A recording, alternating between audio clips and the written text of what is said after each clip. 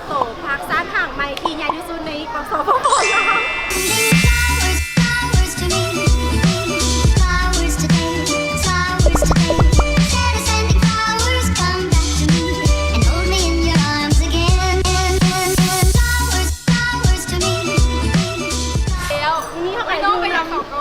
พี่น้องสิงเนาะน้องสิงเนี่ยน้องมีน้องสิงเนาะมื้อนี้น้องสิงจะมาเปิดโตให้เฮาเปิดโตคือว่าแบบเสื้อสิงโตอย่างต่างๆให้แบบเอาเลิกเอาไซส์เอาที่แบบพออะไรเข้ามาเก็บมาอย่างนี้จ้ะ วันนี้เขาก็จะพาไปรอซูเปอร์มาร์เก็ตเนาะก็คือซูเปอร์มาร์เก็ตเปิดใหม่เคยเห็นที่เพจช่องแตกนะเคยเห็นบ่คะ อุ้ยเพจท้องแตกอ่ะแม่ถ้าเขาเห็นแบบแหละก็คือแบบว่าจะบอกว่ามันเป็นซุปเปอร์มาร์เก็ตใหญ่ พี่ใหญ่แล้วก็หลากอาหารหลากหลายแล้วก็มีพวกมันคอร์ดนะ มันมีฟู้ดคอร์ทพร้อมวิฟู้ดคอร์ทสั้นไหน สั้นใต้ดินเลย เอาดิซุปเปอร์กับยูสั้นใต้ดินฟู้ดคอร์ทยูสั้นใต้ดิน เขาก็กลับไปเดี๋ยวเราก็ซื้อรู้เลยเนี่ย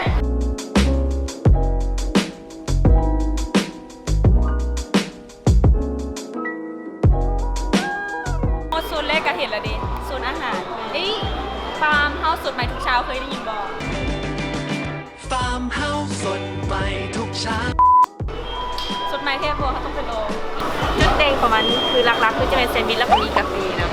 ฉันมีแบบเห็ดสดเลยเหรอ เป็นแล้วจะเห็นสดทุกมื้อฟาร์มเฮาส์ใครสนใจมาได้เนาะมีป้นนักกินกาแฟพร้อม เป็นมอลแรกของเราที่เปิดเลย ดี เขาค่ะได้ซิมแล้วเนาะก็ไป อาหารเจ้า อาหารเช้าละเข้าใจเลย เทพของ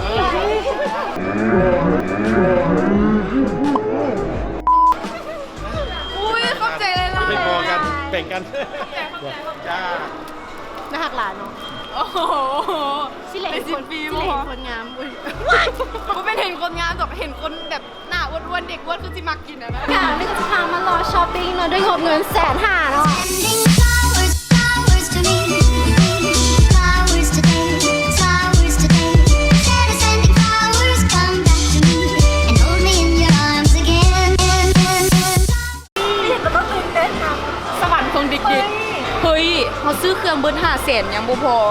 เขาได้เครื่องแล้วเขายังได้เงินอีก ได้เงินคืนอีก100,000เป็นแบบเสีย400,000 โอ้แสดงว่าเขาได้รุด100,000เนาะเขาเอาคูปองนั้นไปใช้ส่วนซุปเปอร์เกิน1 ล้านกีบอุ้ยคูปองแทนเงินสด ไม่ก็นี่แหละสวรรค์ของพี่ สวรรค์ของนูนีสวรรค์เด็กอ้วนนั่นเองค่ะเฮ้ยทุกคนน้ำก้อนความ คาบูน้ำก้อนไผ่ใช่ เออ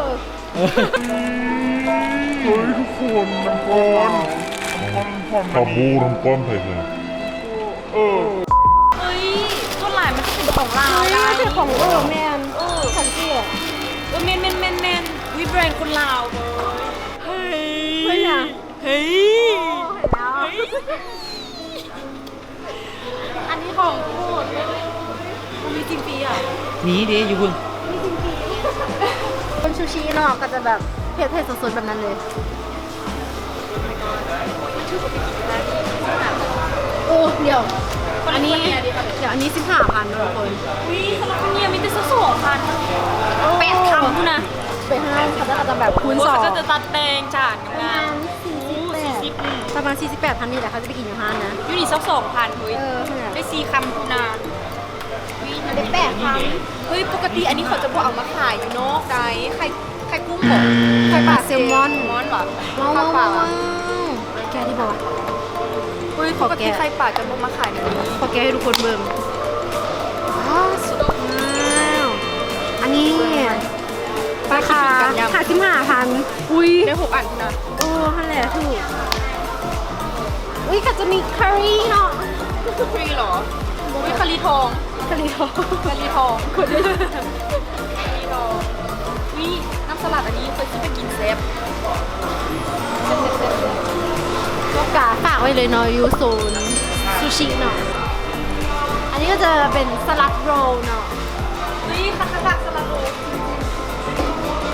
หน่อยเนาะนี่มีเบิ่งนะเก็บลิสตองใหญ่เติบ5,000ได้ตั้งมา2 4 6 8ว้า10 คำ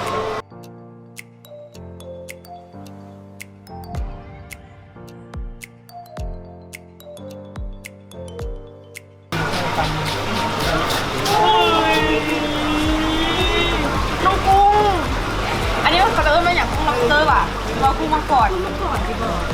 กุ้งอย่างตะกล้องเขาเอิ้นกุ้งอย่าง กุ้งก่อนจิก่อน อ้าวตัวมันก่อนเลยเฮ้ย เจ้าฮูบอเปียงกุ้งจึงตัวงอ เอามาเลยเอามา เอา เพราะว่าคันมันเป็นตัวมอเป็นกุ้ง จ้า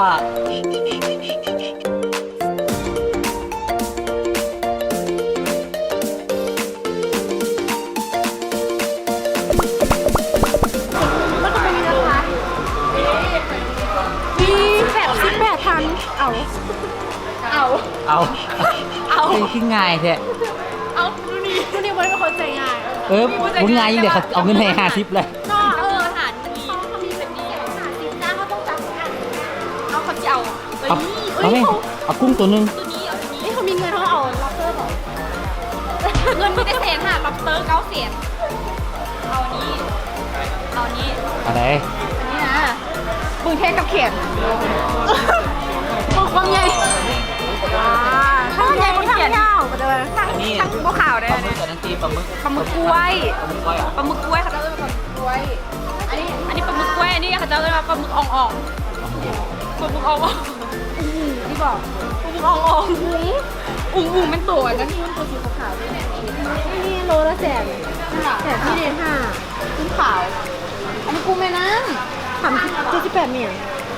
ำปลากระพงขาวเลอันนี้มันตุ่นเลแล้วมันจะมีแบบพวกบรรดาสิ้นหรือว่าป่าที่ว่าเขาเจ้าเลให้เรียบร้อยแล้วเขาก็ต้องมาแบบมันต้องมาเลเองคือแซลมอนเนี่ยสินะคันเขาอยากแบบเล่พวกเป็ดสีก็มีมีดสีเขาก็ให้เขาเลให้เฮ้ย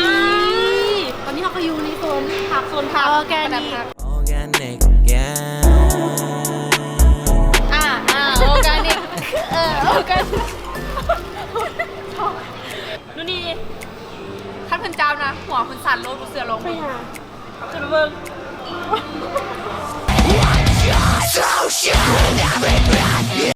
เปียงโซดาร็อก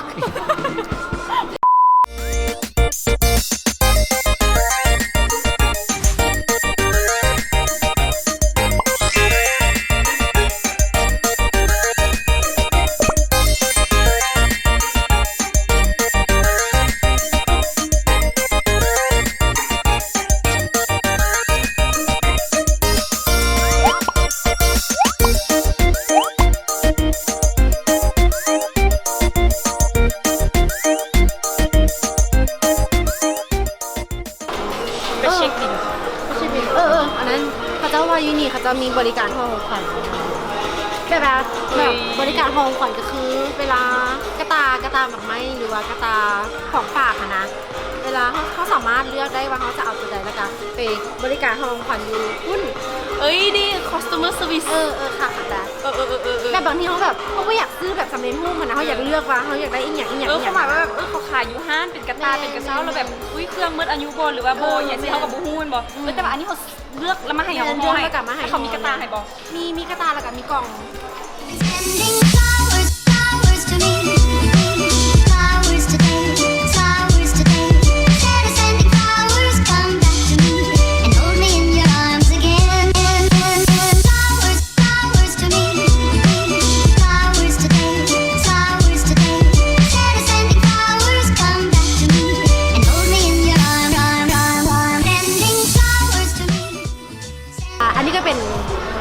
ตัวอย่างสาขาแรกของเราเนาะก็คือมันมีโปรโมชั่นการเก็บหัวนี่ค่ะนะไป10 อัน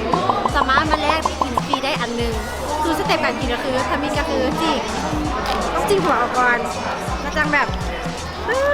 จะซีนะมันบงอ่ะ แล้วเป็นอย่างไม่ใช่เพื่อนอย่าง เอาเวลาแบบเพศคือเวลา เอาแต่เกตแต่หัวตี แมนเก็บได้หัวแต่แบบที่เขาเจ้าจีกอันนี้มาอะนะเนี่ยเราเวลาเขากินเนาะคือเครปทั่วไปเนาะเขาต้องแบบต้องดึงออกมานะแต่นี่แบบเขาจีกออกเรา You went away, you went away,